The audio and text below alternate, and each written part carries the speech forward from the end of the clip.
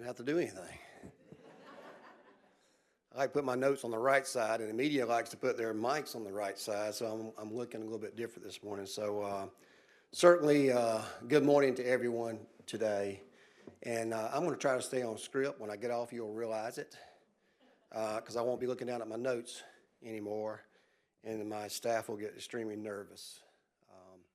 But I always say it's a great day to be in Macon, and even though we're talking about a somber subject somewhat today, it is still a great day to be in Macon-Bibb County.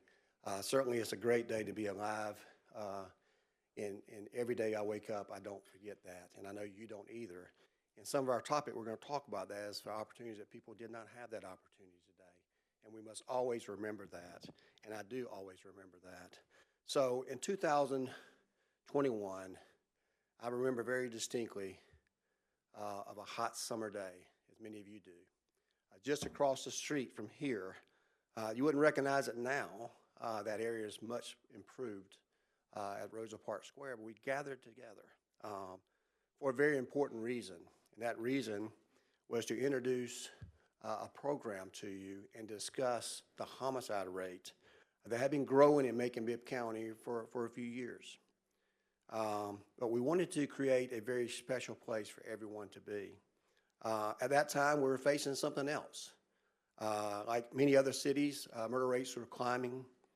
Much of it was attributed to the impact of COVID. And the impact that COVID had on its communities, in particular communities like Macon-Bibb County. We knew that coming back from that would be a very heavy lift from everyone involved. And it would take us working directly with the community in our neighborhoods, not just in the meeting rooms that we have here at City Hall. And I remember saying that if you think that I and our commissioners are going to solve this problem, then you better look in the mirror, because it's not going to happen. It doesn't fall on the backs of one person, one individual, one department. It falls on all of us. So we went into the neighborhoods, 14 separate neighborhoods. We also did online surveys. We knocked on doors. We held them in the commissioner's districts, every commissioner district across every zip code of Macon-Bibb County. We also had one for our faith-based organizations, which I appreciate. And before I go any further, let me say how much I appreciate the prayer vigil we had this past weekend, organized by the people we asked to step up to the plate, not the government, but those pastors, those reverends, those people who came here who prayed for our city, that continue to pray for our city, and we appreciate that. Some of those same religious leaders that were there that day were here this past weekend. We had one just for the victims. Now, our media friends didn't necessarily like having a private meeting there, but we did that out of respect for those victims. Some of those had people that had been affected in the media that were there, and you've heard those stories. But we wanted to have them a separate place, because we can't ever forget about our victims. And we had one just for business owners, because you know what, it affects them as well and their business they have and the people they employ. Thousands and thousands of people talked to us through this process, telling us of the challenges, the problems that they saw around their homes, because we felt like those folks that had their boots in the ground had the most important information that we could have. They could solve those problems, not look just to the government. You know, government's big enough as it is, and it gets involved in way too many areas than it should. But we don't have all the answers. That's why we're looking to you. That's why we're looking to each and every organization that's represented here today and looking into our eyes, because we know that you put in the work.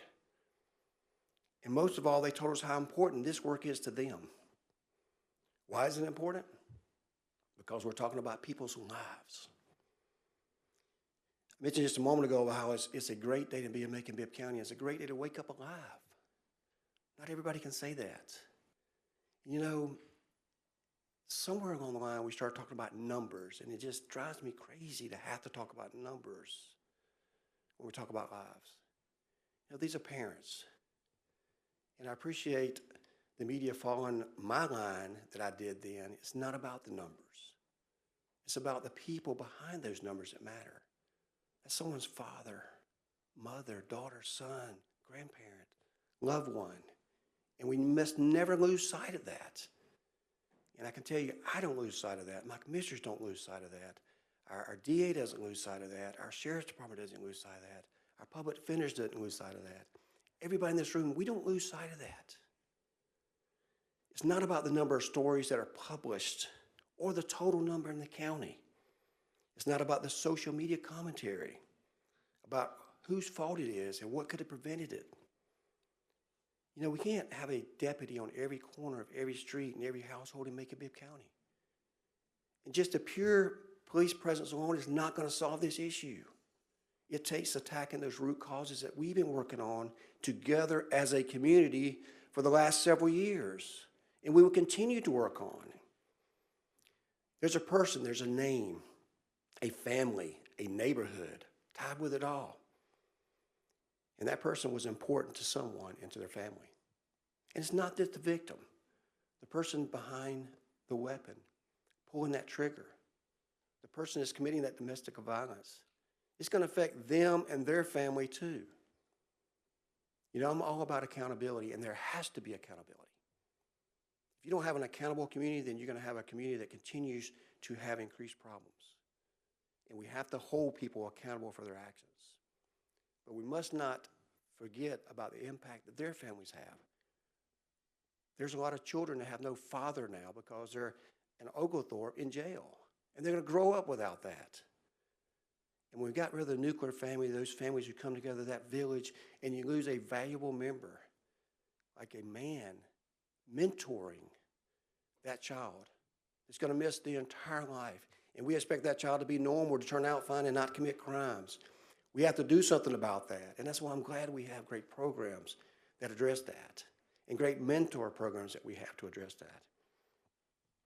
So when put this in place, from targeting centers of criminal activity to better using public safety technology to raise salaries in working neighborhoods, amazing organizations like we have, you know, some things you can do from this horseshoe right behind me. And I appreciate our commissioners being here. I see my Mayor Pro Tem here today. Commissioner Brendan Bailey's here today. Mr. Paul Bronson, I think I saw him walk in. Thank you, sir, for being here today. You know, there's some things we can do, and it's called legislative authority. And at the time, this commission showed great backbone in spending money to make sure that we attacked certain bad elements that we had in our community.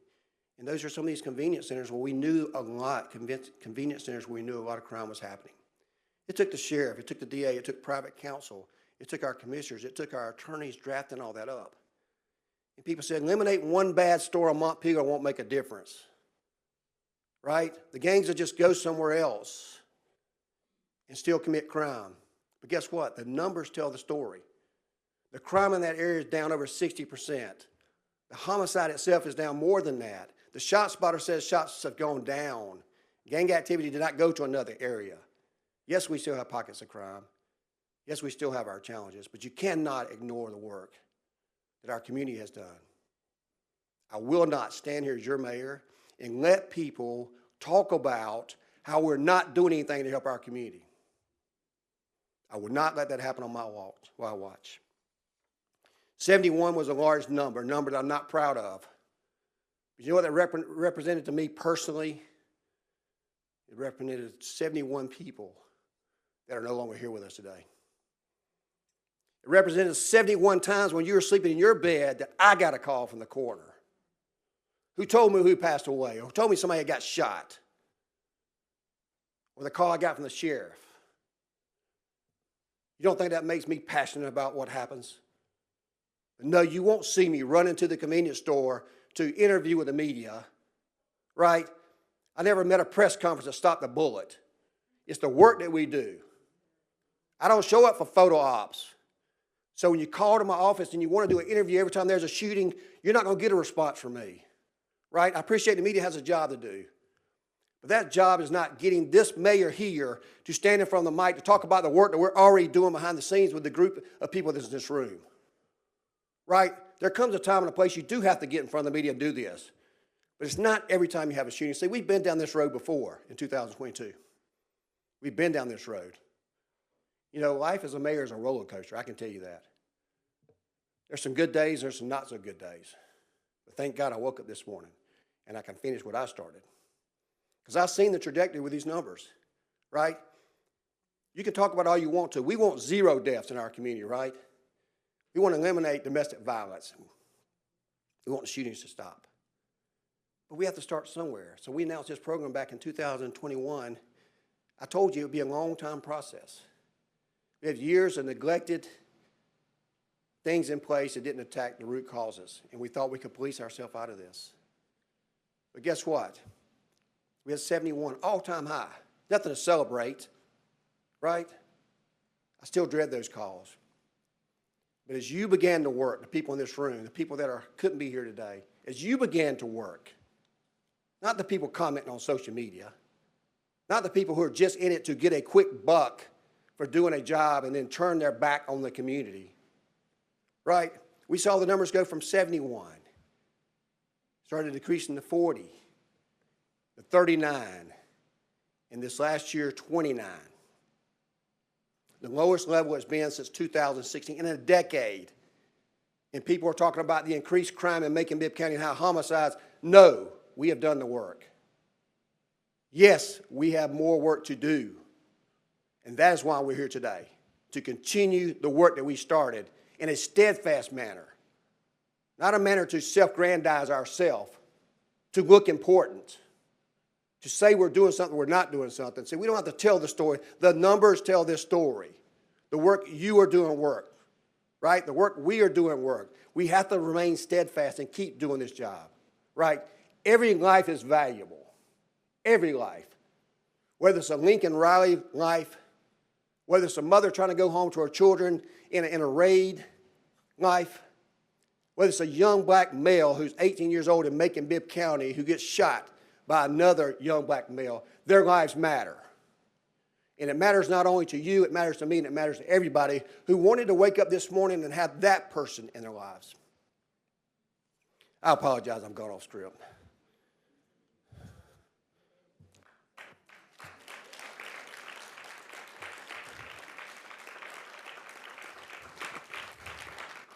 But I'll tell you one final time is our work is not done here, right? My work is not done and your work is not done. I thank you for staying with us. We know this is a marathon, not a straight sprint. We know it takes time, money, resources, and people working together to make this happen. I'm confident there are always better days of Macon. I'm confident that we have yet to scratch the surface on what this program can continue to do. I didn't recognize Jeremy Grissom. Jeremy Grissom, raise your hand. Jeremy's done a great job with our Macon Violence Coordinator, right?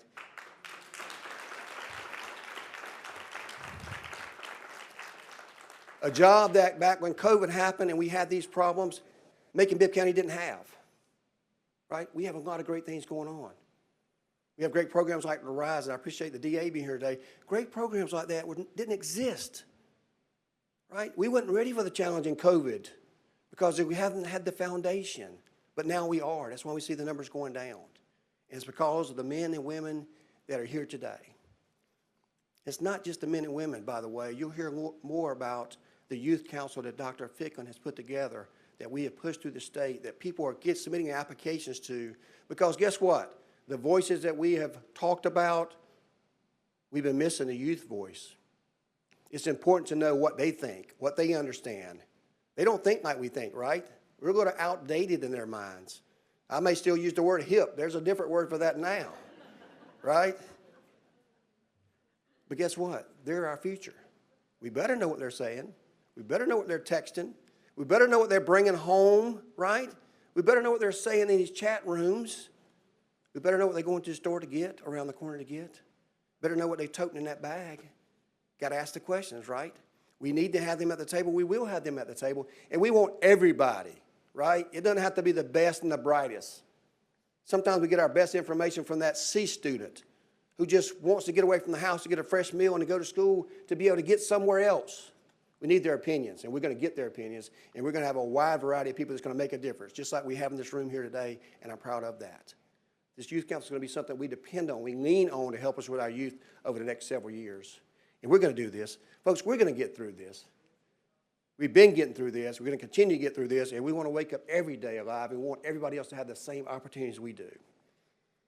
So with that, I'd like to invite my good friend, Kathryn Dennis, with the Community Foundation of Central Georgia to come forward to talk about the grant process and introduce us to this year's group of grantees.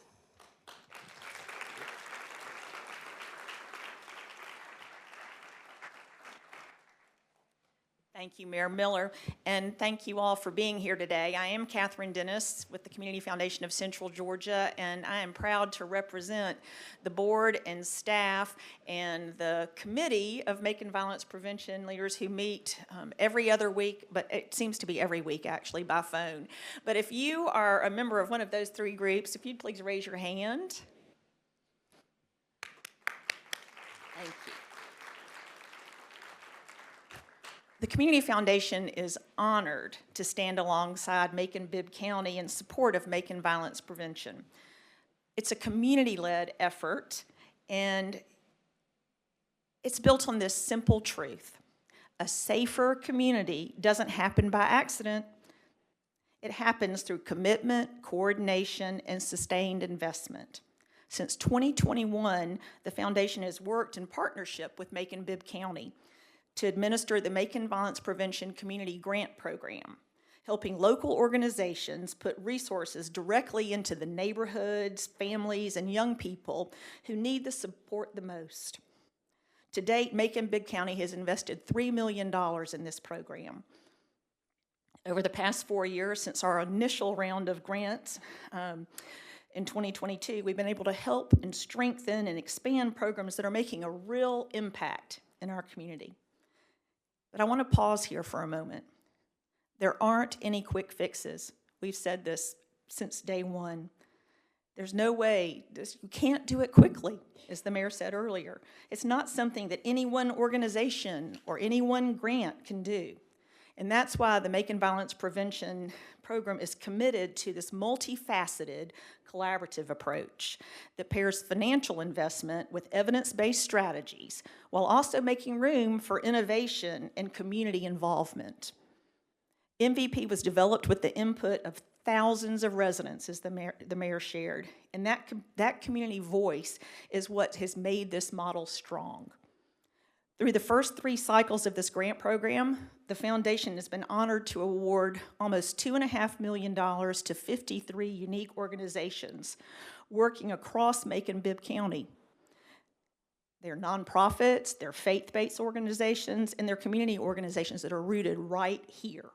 They're led by people who know their neighborhood, who understand the challenges that are facing the families there, and they're deeply committed to providing pathways to safety and opportunity.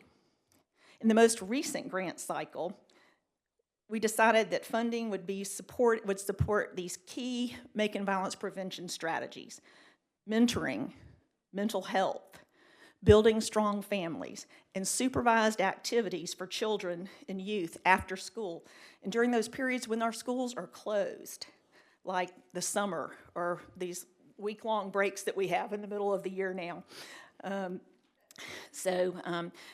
These are the moments that our young people need safe spaces. They need positive relationships, and they need structure, supervision, mentorship, access to opportunities that keep them connected to our community and focused on a positive future.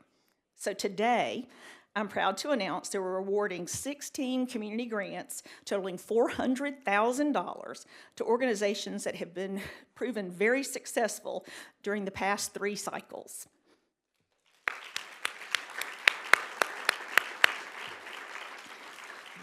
These 16 organizations, they're doing the hard work to keep this going and to make the real difference. I'm going to read the list of the 16 organizations, and if your representatives, would y'all all please just raise your hand when I say, and then at the end, after Mayor Miller speaks, if everybody will come up here so we can get a picture. But just to prevent bedlam, I think. But the first group is 100 Black Men of Macon and Middle Georgia. Appleton, we got a group, we're all there. Appleton Episcopal Ministries. Big Brothers, Big Sisters of the Heart of Georgia. Campus Clubs. The Central Georgia Council of the Boy Scouts of America. Crisis Line and Safe House of Central Georgia. Diamonds on Our Mind Foundation. Epsilon Beta Lambda Foundation. Family Counseling Center of Central Georgia. Girls Dig Deeper initiative, Lead with Literacy, Living Bread Restoration Outreach, Macon Hope, which is the first T of Middle Georgia, Men About Change, Next Level Community Development Center, and Pace Center for Girls. Let's give them a round of applause.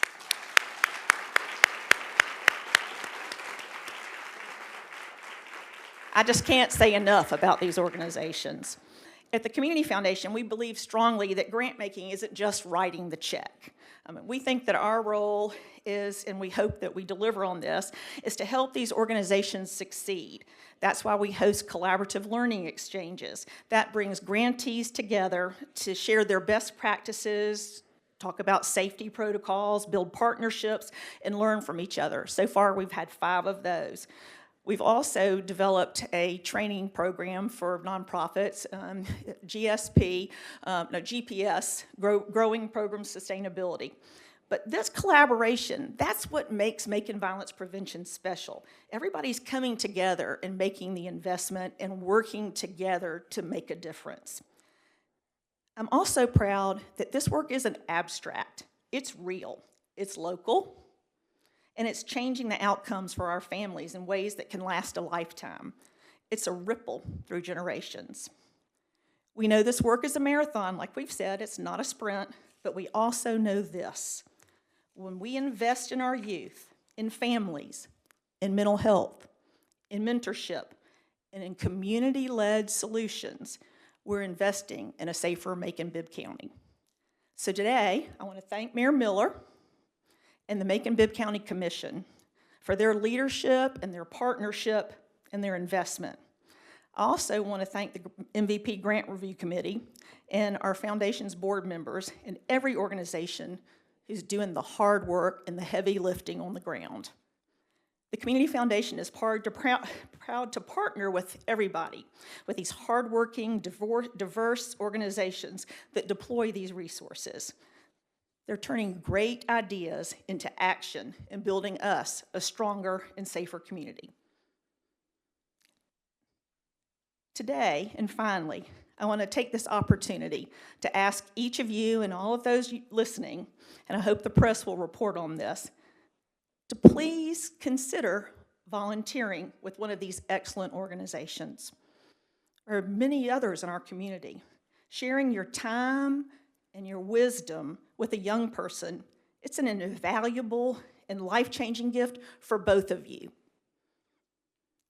So now, thank you, and it's my pleasure to introduce Christy Henry. She is the director of the Family Counseling Center of Central Georgia, and she's going to share how her MVP grant funding is making a difference. Christy.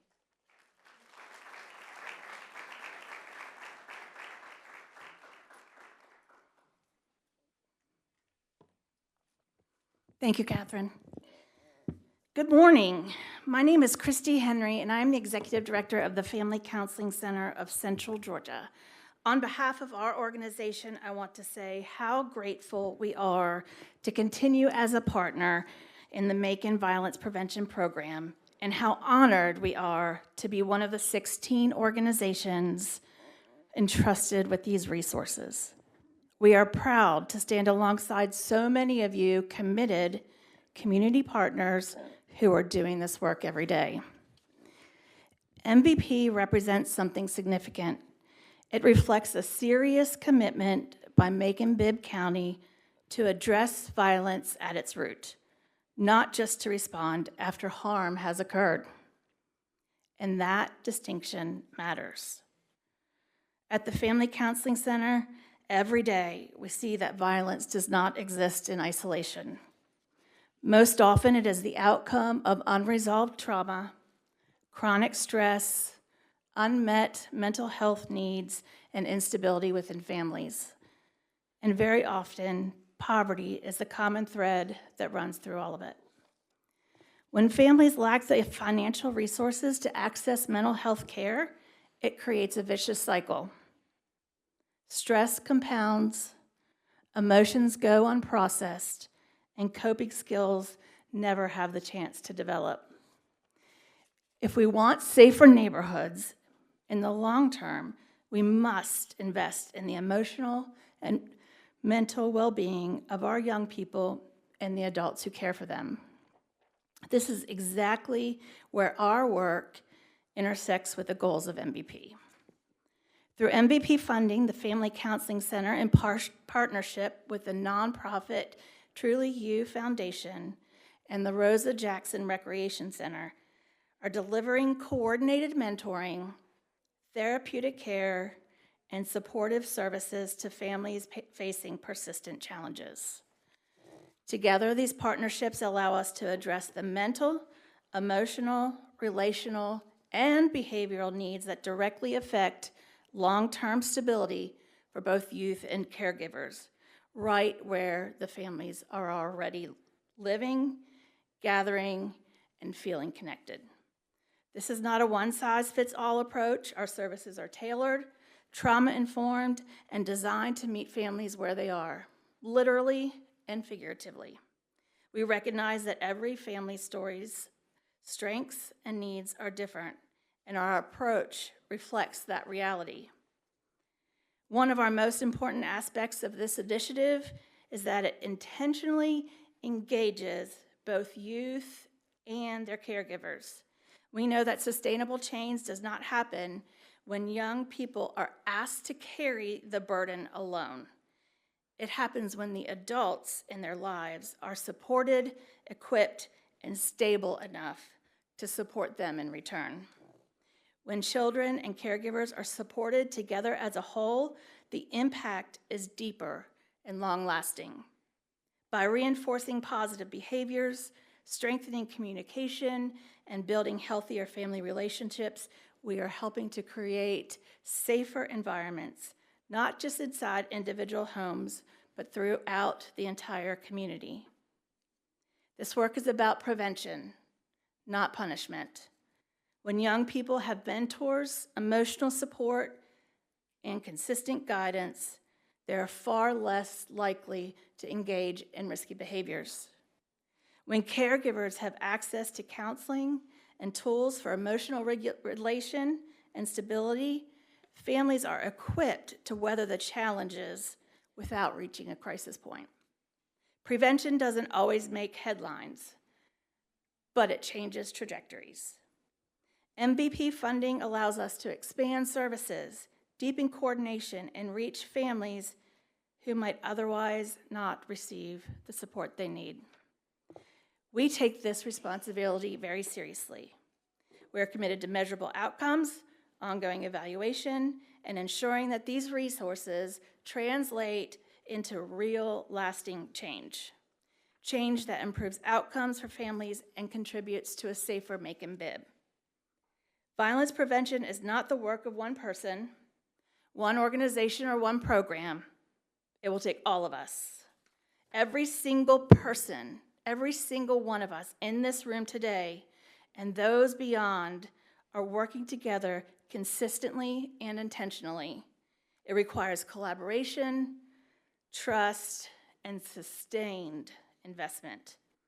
The MVP program has created a framework that brings community partners together around shared goals and evidence-based solutions, and a framework that matters because it allows each organization to do what it does best while contributing to something larger than any one of us could achieve. We often say our children are our future,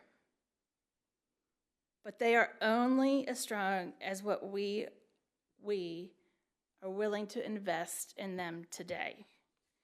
They need more than good intentions. They need care, support, love, guidance, and stability. We have the skills, we have the tools, and through the leadership of the mayor, the commission, and the Macon Violence Prevention Program, we have been given a charge and an opportunity. Now it's time to build on the foundation that has been established since 2021, as Mayor Miller described, through years of thoughtful planning, sustained investment, and leadership. Let's stay connected, let's stay collaborative, and round 4 MVP grant recipients. Let's build on that foundation that is solid and able, and let's get to work. Thank you.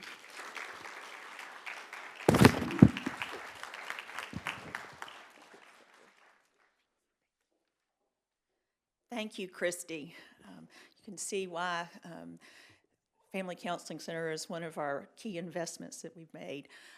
I'm also honored to be able to introduce the principal of Bruce Elementary, Kizzie Lott. She is doing a remarkable job down in South Bibb on Houston Avenue and making a real difference in young people's lives with a lot of volunteers and great teachers.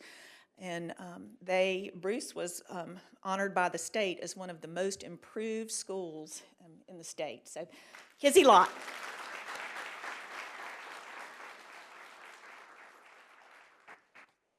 Good afternoon. Thank you for allowing me to be here today. It is truly an honor to stand before you on behalf of the students, staff, and families of Charles H. Bruce Elementary School to publicly thank the 100 Black men of Central Georgia for their unwavering commitment to our children and our community. There is a quote that has guided much of my leadership, and it is one that reflects the heart of this partnership.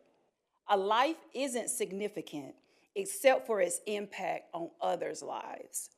That quote comes to life every time the 100 Black men walk through our doors. With the 100 Black men, what the 100 Black men provide our students goes far beyond mentorship. They provide education that lasts a lifetime, the kind that is not confined to textbooks or test scores, but shows up in boardrooms, classrooms, households, and communities years down the road. Our students are learning real-world skills, how to communicate with confidence, how to show respect and professionalism, how to manage money and make informed decisions, how to lead with integrity, and how to see themselves as capable, valuable, and worthy of success. These are skills they will use for the rest of their lives. Because of the 100 Black men, more than 150 of our students have participated in formal etiquette training, learning how to sit at a professionally set table, network with adults, and carry themselves with pride. For many, it was their first formal dinner experience. That moment alone expanded what they believed was possible for their future. Because of the 100 Black men, students gained access to financial literacy instruction, learning how to budget, save, and understand the value of money.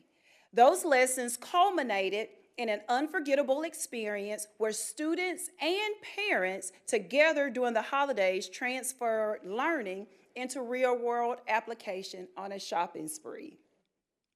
Because of the 100 Black men, our young men showed up on Saturday mornings. I'm gonna say that one more time. Our young men showed up on Saturday mornings voluntarily to strengthen their reading skills through the Air 100 reading program. They showed up eager, engaged, and confident, providing that when students feel seen and supported, they rise up to the occasion. Because of the 100 Black men, over 60 children received brand new bicycles for Christmas, and what may have looked like a gift was really something much deeper. It was joy, dignity, and the message that someone believes in you. Because of the 100 Black men, our 4th and 5th grade students were able to extend their learning far beyond the classroom through powerful educational travel experiences. They traveled to Washington, D.C., where they connected history, leadership, and civic responsibility to real-world landmarks. And to New Orleans, where they experienced rich cultural history, resilience, and identified firsthand. These trips broadened their perspectives, built confidence, and helped our students see themselves as capable leaders with a place in the world beyond their immediate community, and also afforded them the experience of flying for the first time. And the impact has not stopped with students. We have seen the effects ripple through our faculty and staff. Teachers report increased confidence, improved behavior, and stronger student engagement. Parents feel empowered. The entire school climate has strengthened because our students know they are supported, not just by a school, but by a village. So I would like to echo that their continuous support has built within my staff a belief that they can count on someone and they're not just in and out, but provide that consistent support. This work matters because education alone is not enough. Our children need exposure. They need access. They need relationships. They need examples of excellence that look like them and believe in them. This is why the partnership is so important, and why we are incredibly excited to hear that the 100 Black men will be able to continue their work at Bruce Elementary School. This is not just a continuation of programming, it is the continuation of legacy building. Gentlemen, what you have done cannot be measured solely in numbers. It cannot be measured solely in numbers. You have changed mindsets. You have opened doors. You have planted seeds that will grow long after students leave Bruce. On behalf of our Eagles, our families, and our entire community, thank you for investing your time, your resources, and your heart into our children. Your work is transformational. Your presence is powerful, and your impact is lasting. To the mayor's office and the Community Foundation of Central Georgia, in addition to our valued community partners who make the MVP grants possible, thank you for your continued support and investment. Your commitment ensures that the 100 Black men of Central Georgia can continue making a meaningful and lasting difference in what I like to say, where greatness lies on Houston Avenue, because greatness does lie on Houston Avenue. And with this continued support, we will build even more greatness on Houston Avenue, which will outweigh the negativity that may also be on Houston Avenue. Our students, families, and communities are going to far exceed beyond just Houston Avenue, Macon-Bibb County, Georgia, and what you're pouring into these students will go well beyond into the world. Thank you.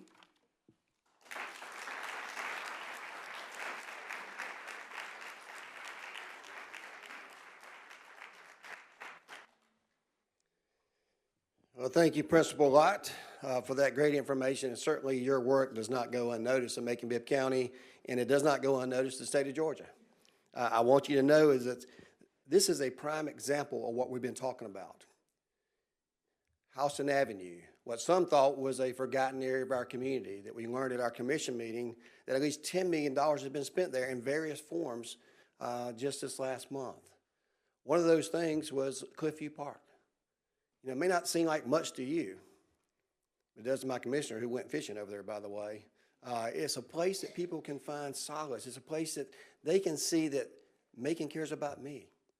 They've seen parks in other part of the community, but until that touches their community, they can see the number of roads that we paved to give them a better, smooth access in the area, and much more to come. They can see the fact that we made sure that Frankie Lewis Park was finished. They can see the fact that the Macon-Bibb County Affordable Housing Program is working together to not only build houses, but make them where people can afford to live in their own neighborhoods, that we can keep Bruce Elementary full to make sure it's not a school that disappears. These things all work together. Just like I told you the example on Montpelier Avenue, guess what? There was a store right across from Pendleton Homes. Multiple young men lost their lives at that store, right? Sheriff Davis had his crew over there all the time. We took technology money to put cameras there. We did great legislation that enabled that store not only to close down, but I don't think it's there anymore, right? It's just an empty lot. Crime went down 68% in that area. All those people working together make Macon a better place, make Houston Avenue a better place to live. I can't thank 100 Black men enough and the leadership of Bruce Riggins, who's here today, for the passion they have for kids. You remember earlier I talked about those kids who may not have a mentor at their house, may not have that positive role model ever that they come in contact with. They may have some models, but not positive role models. Those men give up their hard time, their effort, their money to go over there, to meet those kids coming in the door, to let them know how much they love them and appreciate them. Yes, they buy some things for them. Yes, they take them on trips out of town. Some of them never left Macon-Bibb County in their lives. That's just the little things, the extra things. These things that we're doing with this money, the Macon Violence Prevention, you can't tell me this funding can't be traced to that decrease in the numbers.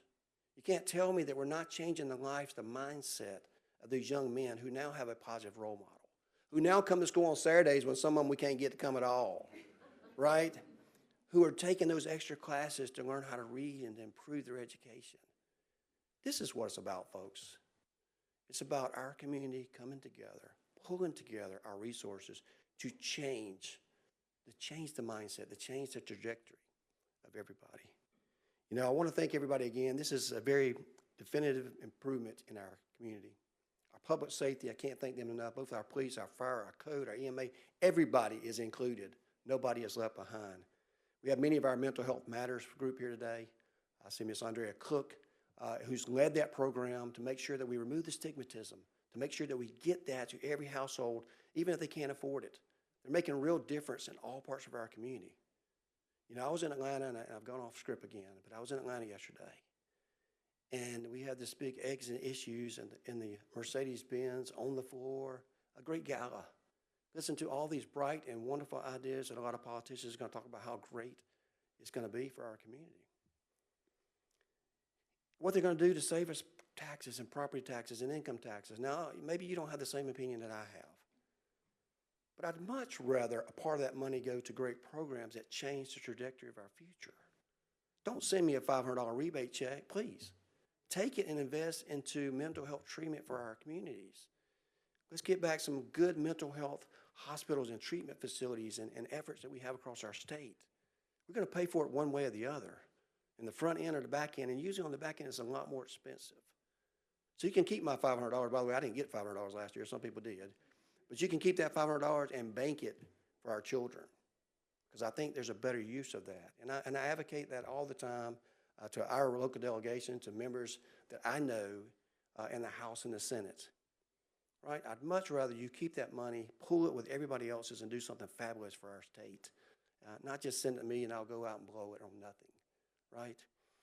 I want to continue to thank everybody. We have members of our school board here today. I see Mr. Darrell Morton, Dr. Henry Ficklin here. You know, we can't do it with our school system. They have challenges as well. And guess what? They're there, just like our faith base. They're the people who have intricate contact with our children a large part of the day. And we better make sure that we got the right people in the right place at the right time. And I appreciate you being here today. I appreciate you taking time out of your schedule to be here. Other than Dr. Ficklin, he happens to work in this office, so he was already here. I want to thank everybody for joining the Macon Violence Prevention. This is not about, you know, sound bites or magic languages or abbreviations, but, you know, when we came up with this program a while back, we knew it was something special. That's why we called it MVP. We knew we had something special when we showed up at the first meeting. We had people like you ready to go. I knew it was special this week when I got a call from somebody who was not one of the 16, Kathryn. And guess what? They were not bitter. Of course, they could have used extra funding. We have to make choices. But this person, and I won't tell you this doctor's name, but she's someone I had a pleasure of working with at school board. And she told me, we didn't receive the funding, but I still want to be a part of it. I still want to have our children have that exposure and get the leadership opportunities in your community. And whatever we need to do to make Macon better, I want to be a part of that. That means something to me. It means it wasn't about the money. It was about the service. And it's something that I can thank the Community Foundation for and all the people in this room. Now, we all want a safer community. Since 2021, just to put another number on there, $20 million towards Macon Violence Prevention efforts in all levels of our community. $20 million, while taxes continue to decrease because we didn't use it for that. We use it to reinvest back in our community for mental health, to support law enforcement, et cetera.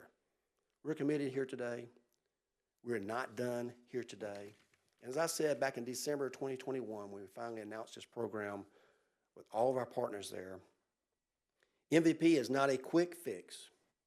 It's not a silver bullet, no pun at all intended. But instead, it's designed to be a long-term program that will address the underlying issues of violent crime. Now, as it was then, we will continue to fight for our community. I am Lester Miller. I am the mayor of Macon-Bibb County. I love this county with all my heart. I will fight you for this county, right? Literally fight you, whether that's on social media or right here in person. That's right. I need some anger management sometimes and conflict resolution. And sometimes I just need a mental health day for myself, right? As we all do. But seriously, I wanted to make you laugh before we left today, but this is not a laughing matter. Just to bring it home, and we're going to close here, is that every life is precious. Every life is precious. And as long as I'm mayor, as long as I have 9 supporting commissioners that stand with me, we're going to continue to work each and every day. It may not be in the spotlight. It may be working there to do legislation. It may be working with our partners to get the job done. I love Leon Jones. Sometimes he talks a little too much for me. I love Leon, but I don't like getting calls from Leon at night, right? I don't like getting calls from Leon. I'd be happy for him to call me to ask me to go to Bears Den for lunch, but I don't want the call to tell me that we had another life taken or the circumstances around that. I don't want to have to call him and check on the person at the hospital every day and say, how is such and such doing? We all want to get to a point where we can all wake up alive and well with the same opportunities in all across Macon-Bibb County. Thank you for joining me today. Kathryn wants everyone, a part of this program and Macon Violence Prevention, to come up here. We have a very large area, but a large people here today. And she wants to take a group photo. That's her request, not mine. But I want to make sure that everybody gets the proper recognition they deserve. We love you, we appreciate you, and Macon is worth fighting for.